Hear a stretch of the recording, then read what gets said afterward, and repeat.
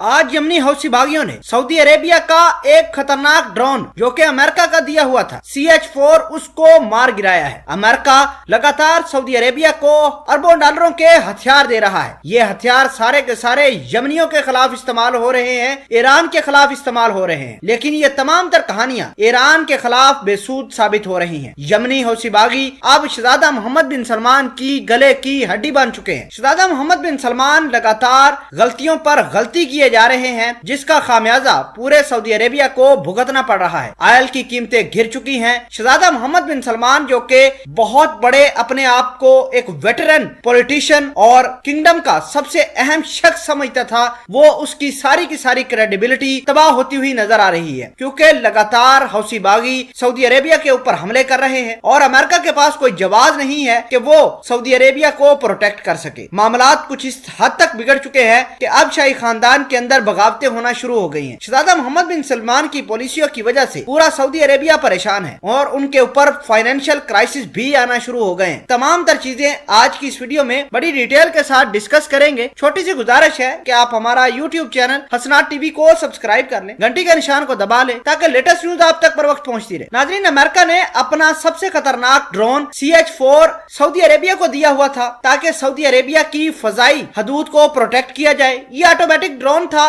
किसी भी हमले को डिटेक्ट करके उसके ऊपर सटीक निशाना बनाता था या आने वाले हमले को एज अ टारगेट समझकर उसके ऊपर अटैक करता था। लेकिन ये तमाम तर ड्रोन की खसूसियात ईरान के मजाइलों के सामने बेबस हो गई हैं। नाज़रीन, हौसी बागियों ने आज CH-4 को मार गिराया है और सऊदी अरेबिया जो अपने आप को बहुत ताकतवर समझता था, आज उसकी टेक्नोलॉजी जो अमेरिका ने दी हुई थी, पेट्रियट मिसाइल सिस्टम जो अमेरिका ने वहां डिप्लॉय किए हुए थे, सब कुछ उनकी बर्बादी हुई है, नाकाम हुए हैं। और हौसी बागियों ने जो भी अटैक करते हैं वो अपने टारगेट को सऊदी अरेबिया के अंदर सटीक निशाना बनाते हैं। अब सऊदी अरेबिया की आवाम बहुत परेशान है। शहजादा मोहम्मद बिन सलमान ने ईरान और दीगर ममालिक के साथ लड़ाई मोल लेकर ऑयल की प्राइसेस को बड़ा ज्यादा डिस्टर्ब किया है और शहजादा मोहम्मद बिन सलमान की जितने भी ऑयल की रेवेन्यू है वो इस अरब जंग के अंदर डाल रहे हैं। मतलब जितना भी पैसा इनके पास इकट्ठा होता है वो लोगों पर लगाने की बजाय अब जंग के ऊपर लगा रहे हैं, जिसकी वजह से सऊदी अरेबिया की आवाम बड़ी परेशान है और शहजादा मोहम्मद बिन सलमान से डिमांड कर रही है या तो इस जंग के अंदर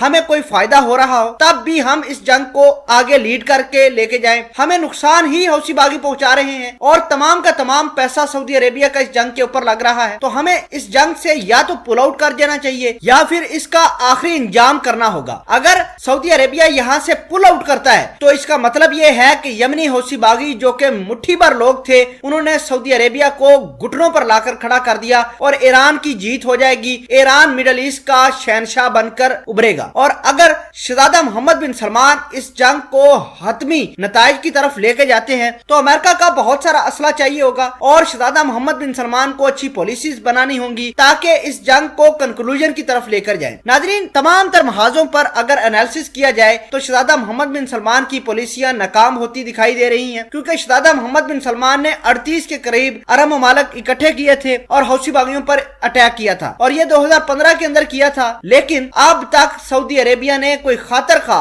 रिजल्ट्स हासिल नहीं की इस जंग के अंदर, उल्टा ईरान के साथ मजीद इसने ताल्लुकात खराब कर लिए हैं। ईरान जो पहले सऊदी अरेबिया के साथ मामलात सुलझाने की बातें कर रहा था, जैसे ही यमन वार शुरू हुई दोनों मुल्क एक दूसरे से बहुत दूर चले गए और अब एक दूसरे के खून के प्यासे हो चुके हैं। ईरान लगातार अपनी प्रॉक्सीज को हथियार मुहैया कर रहा है और ऐसे खतरनाक हथियार दे रहा है जो अमेरिका की टेक्नोलॉजी को भी परे करते हैं। अब देखना होगा कि सऊदी अरेबिया और ईरान के एक दूसरे को सरप्राइज देने के मामलात किस हद तक जाते हैं और कौन सा मुल्क इस तमाम तर कहानी से निकलकर मिडिल ईस्ट का सुपर पावर बनेगा।